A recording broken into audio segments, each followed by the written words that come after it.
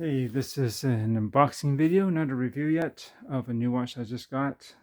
Finally, it is the Serica 5303. And Serica is a micro brand.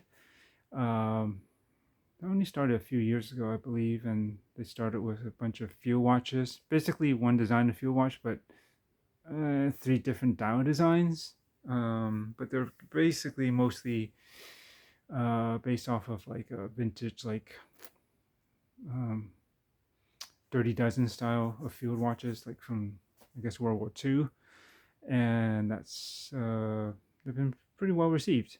And now this is I don't know that reference number. It's like it's a 4,000 number if I'm not mistaken. But anyways, this is about this. This is their second watch. This is the dive watch now, not a field watch, and this is the 5303.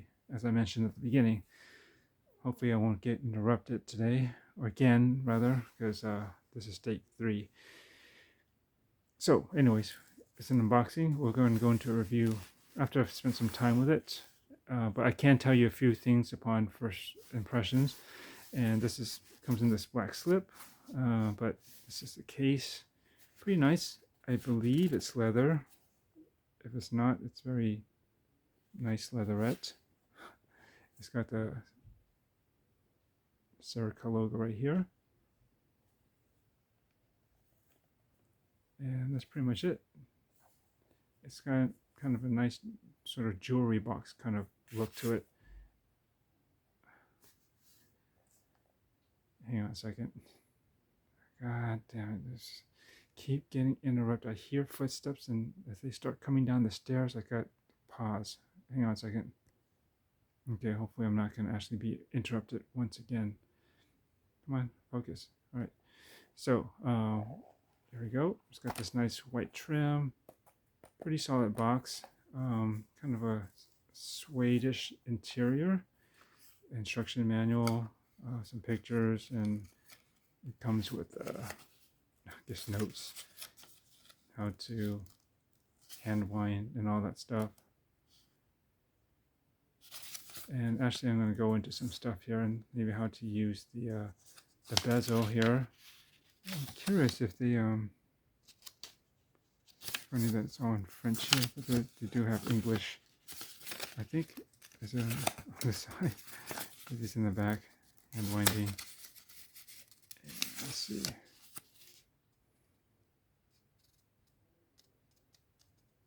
So we're going to go into this later. So actually, I actually did inbox this earlier as soon as I got it. I was at a friend's place, and this pretty much looks like this, except these plastic were on the clasp here for the mesh bracelet, and there's like one on the back of case back, nothing on the front, and this neat little tag was basically wrapped around here, so nothing much.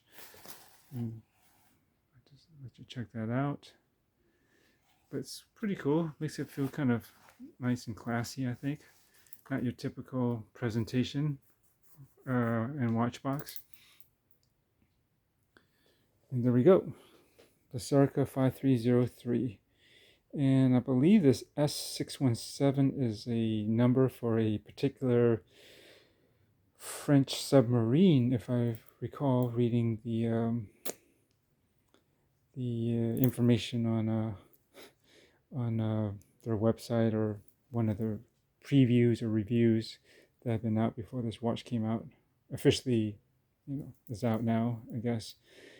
And yeah, I've been waiting for this for a while, as I mentioned. I ordered it back in I think June. It was supposed to take about 2 months and be available right around September, but it kept getting pushed off. It was supposed to, then it got to October, and then now it's basically I finally got it.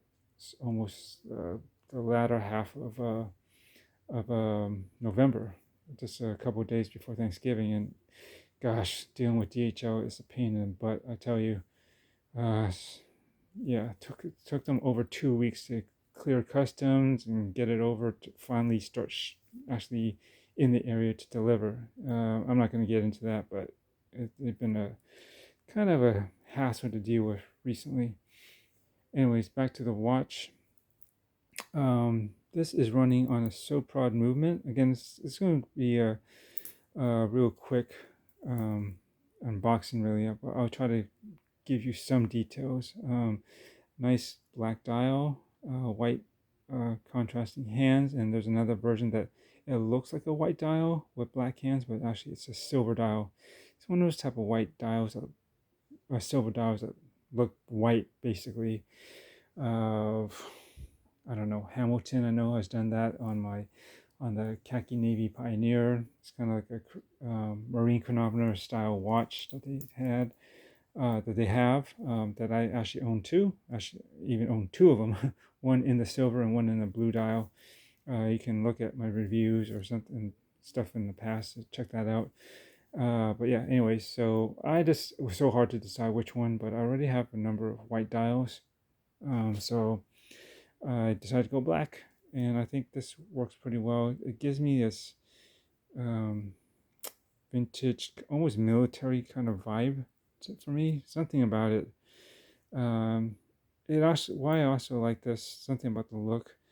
Um, Something about the way these lugs are done remind me of that the kind of Marmite Tudor. Is it the PR01? That was a Navy prototype watch that they brought back and actually produced, right? It's got that like this funky kind of bracelet or strap, but then it's got this piece here that kind of you push and it unlocks the bezel and you can turn it. It also has a 12-hour bezel, I believe, not actually a countdown, which is kind of odd. You would think a military watch would have a more use for a countdown or a elapsed time bezel than a 12-hour. Anyways, so that gives me that kind of vibe for some reason. You know, that was a military watch. And of course, the crown was at 4, kind of like an SKX. But yeah, but something about the way this is done kind of gives me that feel.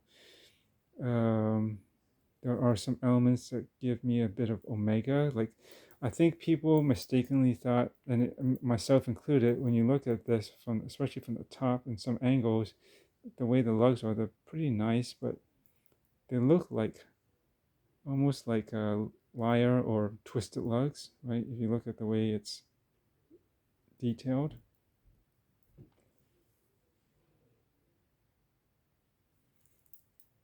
But it doesn't go into, like recess into the case. It's not that contour. It's actually just a change in the finish. See, from high polish to brush, I guess. And there is a little bit of a angle to it. It's not just straight, like they're not both on the same plane or curvature. It actually does kind of go off. You can kind of see that on this side too, but it's nowhere near as extreme as, say, what you would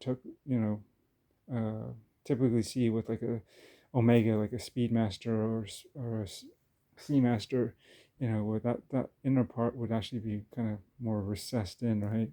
It's a little bit more dynamic shape. This one actually isn't, but it kind of mimics that, but it's not exact. So that's actually kind of cool. You get that kind of look, but then again, it's kind of its own thing too. So I can appreciate that. It's got nice downturns on the lugs.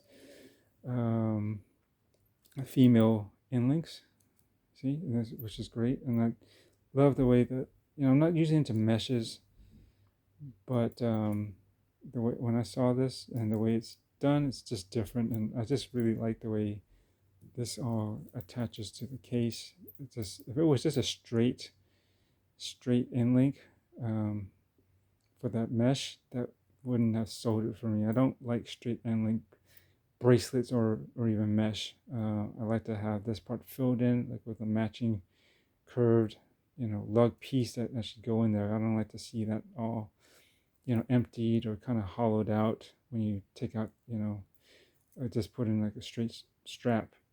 I mean, the only thing that will work with that is maybe that I don't mind is a leather or a rubber strap. Generally you're going to have a straight unless you can find a perfectly fitting one that's fitted for something like this. But it's this is pretty unique on the market, so you're going to have to buy and test something to see if you can find something that's fitted that would work.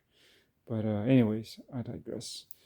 It's a different kind of bracelet. I haven't done this kind of mesh before. It's like a very low profile, smooth, tightly woven. It's got enough flexibility around it to be comfortable around most wrist sizes, I believe. Unlike your, I would say, typical mesh bracelets where you have this clasp piece you use to adjust the size. There's usually a piece you would unbuckle or use a tool to unlock, and you'd slide it, and then you push that thing back down to kind of clamp and lock it in place. And then on the other end would be like kind of like a hook, and it would hook. You have to try to finally hook it on, and then the clasp will lock over that, and that's how you do those. But this one is different. This has you can see back here, it's got some slots or divots or whatever you can call it, and I think that goes to match with what's on right there on the inside. So you put this in, and it should find its way into, you can kind of feel it. If it's pushing up against it, it kind of just falls right into one of those slots. And when it does, you just lock it down, go all the way. I'm not going to do it now. But I will say it's a bit tricky to put on. I think it takes some practice to get used to, getting it on without doing too much of a balancing act, because these type of things, because the watch is obviously going to be more top heavy than a strap.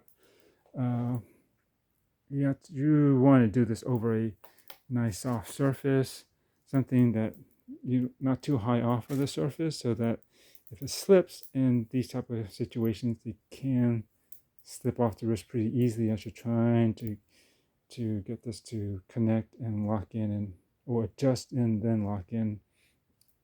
And I'll try to demonstrate this, but I tried this earlier and wasn't too successful. So this is a new experience for me. Never done a bracelet quite like this, but it's kind of tricky. I mean, you gotta use one hand and be very dexterous, I guess, with your fingers, and try to push that,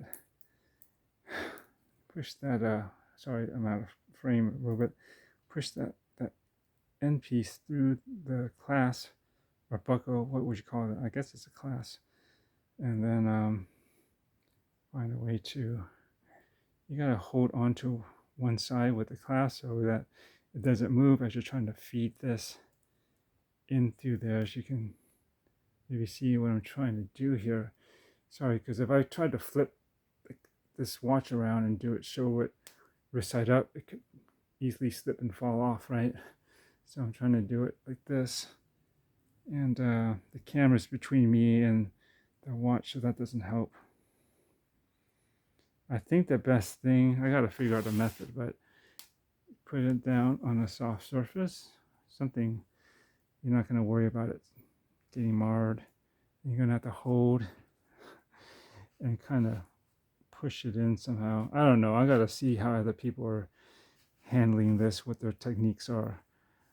But it is fitly in that sense. And lock it down once you find the right one. This is probably slightly looser than I would normally have it, but it gets the point across of how to do it. And it's nice that it keeps it under here, and the mesh itself is not that thick, so even though it's double layer, it's not super fat off of there either. And so yeah, it keeps the loose end inside, so it's nice and neat on the outside. And this is how it looks like on my, I think it's still a 6.875 inch wrist, somewhere between 6 3/4 and 7 inches. Although I thought recently it did swell up and get to closer to 7, but that's basically it. I'll give you the dimensions. I know it's 39, but I forget the lug to lug. Sorry, I didn't didn't check all of that before doing this video. It's just basically supposed to be an unboxing, but I'll get into that when I do a full-on review. But whatever videos you can find of this, and there aren't that many, you might be able to find that information anyways. There's only one channel, Killing Time with Norman, I think, who's done an unboxing, and I'm not sure the other second video is necessarily a review or not, but you can check that out too. No affiliation, just saying the more I think us watch enthusiasts get to see and experience through other people, um, watches that we may be interested in, it might help us with our own decision, right? And so it curves down quite well. And 39 is really a great size for a diver, and I would say no more than 41 for myself. I can do 42s and maybe even 43s, but I prefer not to push that realm, at least not anymore. And so, yeah, this let's see, this much running off a so proud movement. There was an email sent out recently about. I'm gonna take this off for a second, and this can be pretty tight. Okay, so you gotta be careful because once you let this loose, see how that swung out. If I didn't hold this, that could have been disastrous onto a harder surface, right? If I let it go. Anyways, back to the movement. So proud movement.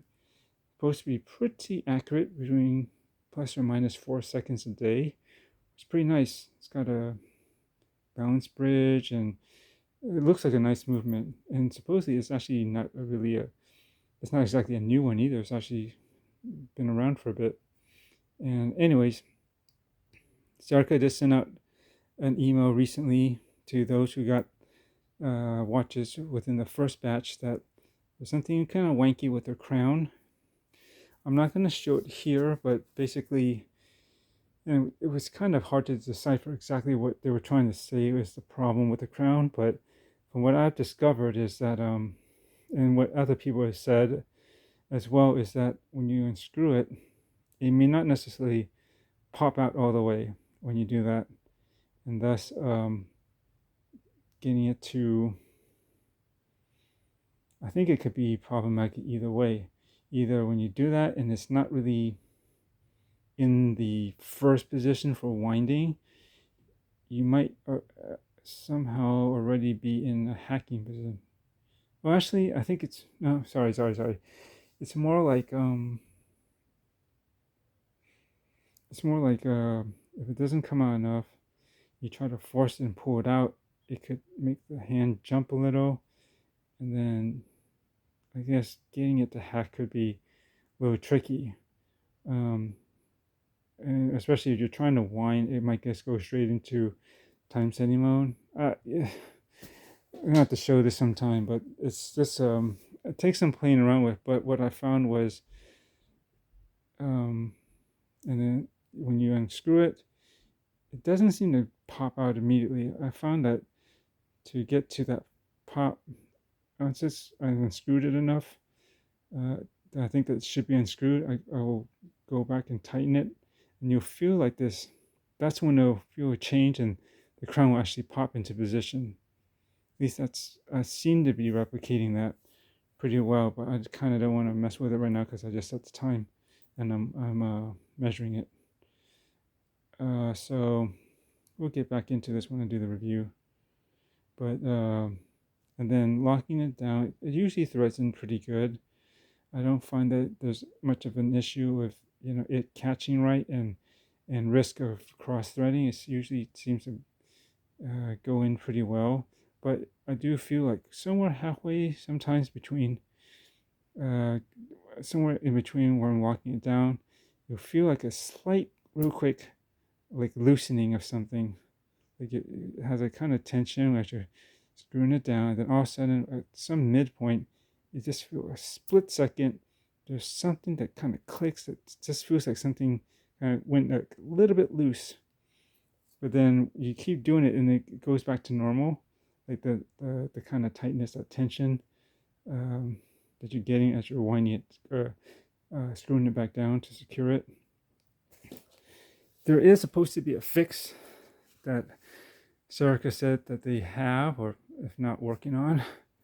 I think they do have it, but I think the logistics of it is, I'm not even sure what it is. They're kind of not clear, but it sounds like it's some piece you're supposed to add into here. I don't even know how you're going to do that. I mean, it doesn't make sense to me. It seems like, if anything, it sounds like you should need a new, maybe a crown or a stem. That's I think that's probably what the problem is. But I think I've asked somebody who's owned one and these two, and he said that I think Serica will work out um, for you to send your watch to one of your, if you have a local watchmaker, and then they'll get the part, or you can give it to them. I mean, Serica may send it to you, and then you may give them parts so that they can um, do the fix. Again, I don't know the details of it. It's a bit vague and cryptic. Exactly what exactly is wrong with the crown, or whatever that system is for winding, between winding and time setting. It's a little wanky, but I found like a kind of a quick solution or a hack to at least get it into working position, so you're not kind of constantly fiddling with the watch. Oh, is it in position? Is it not? How do I get into it? And then you start pulling on it, and you could force it to make the minute hand jump, which you can still set it, but it's just kind of annoying to see. Well, I think I have a way around that, which is, like I said, unscrew it. If it doesn't initially pop, make like you're screwing it back down, and then it'll find some spot where it'll make it actually pop out. And then that'll be into your hand winding position. And then you can just easily pull it a little bit, and it'll go into the second position, which will hack, and you can set the time. So anyways, I'll probably demonstrate that later. This is not for that. This is an unboxing. Obviously not a quick one since it's over 20 minutes. But just want to show this off. Oh, the bezel action is pretty nice. Can you hear that? It's very nicely, smoothly dampened. Soft clicks. It actually feels and sounds actually very Cako-like to me. That's the best comparison I can make to the way it feels. Except Cako is just a little less dampened usually, and the pitch of the clicking on the Cakos, I believe, to my ears, are a little bit higher pitched. Perhaps even slightly louder than this one, but it's nice. It's good. Talking about the bezel, it's got like a nice coin edge. I guess it's polished, but it's grippy enough so it's not that hard to turn. Again, this is very smooth. Has just enough tension. It's nice. Lume pip. And what's cool about this, in a couple of levels, you don't usually see this, but the way the bezel is almost divided in half between I don't know, aluminum or stainless steel inner ring, which has and then a ceramic one, which is in black, as you see out here. Now, you have three functions on this actually. One is going to be you can use this as a elapsed timer, obviously, 10, 5, 10, 15, 20, like that, right? Normal. On the inner part, that's the metal part, you can see 12 hours, or hours in French, right? And that's cool. So you can use this as a pseudo GMT 12-hour, but you kind of have to know, what time of day, is it AM or PM, your other time zone you're set to is, but basically you can do that, which is cool. And this might be unusual for some people to see these minute markings. Like, shouldn't they be over here with that elapse? Sure, but actually, and I thought about this, and I actually asked Serica if these could basically be used as a countdown feature. So it's not just elapse, but you can set it to countdown, basically for the last, or for 15 minutes, right? So, and they did confirm that's basically what it's used for. If you want it, you could probably at least count down from 30, right? And then when it gets closer to the end, that might matter more, because then that's where you have more markings to really pay attention to when it's that end of that 30 minutes is ending, I guess. You can even time it from 60. You just have to remember this is 50, this is 40. But yeah, basically this is a countdown feature. And I believe in the manual, I just had a quick glance at it. See, 15-minute countdown. Place the luminous origin marker of the bezel on your deadline to precisely track the remaining 15 minutes.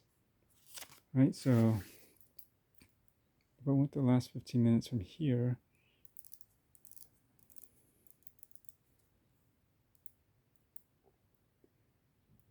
it'd be something like that, right? If it was on the 25, and then this would be the end of your 15 minutes. That's how you do the countdown. And then, of course, the normal elapsed time, you would mark it your position here, like so, and then you count, see 5, 10, 15, and so minutes pass that way. And of course, the GMT, or the 12-hour, you can, maybe your time zone is, I don't know, 7 hours ahead or something like that. Then you can, this, while I'm at 11, almost 11:25 or 11:30 p.m. It is nighttime right now for me. It's maybe 6:30 a.m. somewhere else, right? So multifunction bezel, pretty cool. And it looks nice and clean. It's not super big. It's not super small. I would compare, like, I used to have something similar, not with the countdown feature, but with a 12-hour, and I believe it was a minute scale. It was in an NTH, what was it, their Amphibia, is that what was this called? Amphibia Commando, something like that. It was a stainless steel bezel. I've shown it in my videos in the past, so you can look that up. And it was cool, but I found the writing a little bit too petite. And so that's like, it didn't quite look right to me. But this looks pretty well balanced and legible. And what I was gonna say, that's pretty much it. Screw down, 300 meters, sapphire crystal, of course, and with those raised indices, you can see them. We have a bit of an edge. Let's see how well the Lume works here. It's not completely dark in here, but that should give you a pretty good idea. And the only thing I would say, though, is I feel actually everything on the dial and the hands seem to be loomed up pretty good, as you might see, but I do find that, surprisingly maybe, that the Lume pip at the top seems the most dimmest. I don't know, I'm gonna have to see it in darkness and check it out overnight, to see how it all holds up together. We'll go overnight, but it's probably sufficient. Yeah, I'm expecting this to last pretty well. Got a nice solid green glow. It's probably looking maybe a little tealish in this video, but it is pretty much green. There's not really that much hint of blue, if you might be seeing that. Yeah, this thing's gonna be a strap monster. Can't wait to show it on other straps, but I'm definitely gonna give this a try because I want to get used to this. Did I mention this? But yeah, truth be told, it'd be better if maybe they had stuck with a traditional, link bracelet with a closed system where you have a clasp of some sort. It'd be just a lot easier to close. But I mean, this looks cool. I think I just got to get used to figuring out a way to do this more efficiently and maybe safer. And so it won't be such a hassle to check it on and off. I also want to see if this mesh might potentially be a hair puller. I mean, I don't really have really hairy arms, but still, what little I do have looks fine enough to be potentially caught up in this kind of tight weave. But that's it for now. I don't want to. I've gone way longer than I should have for an initial unboxing, but I have a few thoughts and things I wanted to point out, particularly the crown. That could be a bummer because, you know, technically, well, in actuality, getting a brand new watch at the price point that these come at and waiting for X amount of time for it, yeah, it kind of sucks that as soon as you get it, you know that something should be fixed on this to get it really working perfectly. It's nothing that's broken necessarily as much, although it does sometimes feel like it kind of is. Like this, it's just all a feeling. I can't describe it in words. It's not going to translate. You just have to see for yourself if you ever do. But it is workable, and I think I found a particular method or hack to ensure that, you know, you quickly get into the mode of the actual position of the crown so that can wind and hack when you need it to without, fiddling with it as much if you somehow, didn't catch where it needs to catch. But otherwise, very cool, lovely 39 millimeter watch. You can expect a lot more pics of this, and because usually I give a new watch a pretty good run for at least a week straight if possible, just to get a feel for its accuracy and all of that, and the general feel and look of it on wrist, and how I'm liking it or perhaps not. But can't imagine that there will be enough or many dislikes on this one. All right, I'm done. Catch you next. Probably expect to watch you strapping on this really soon. Later.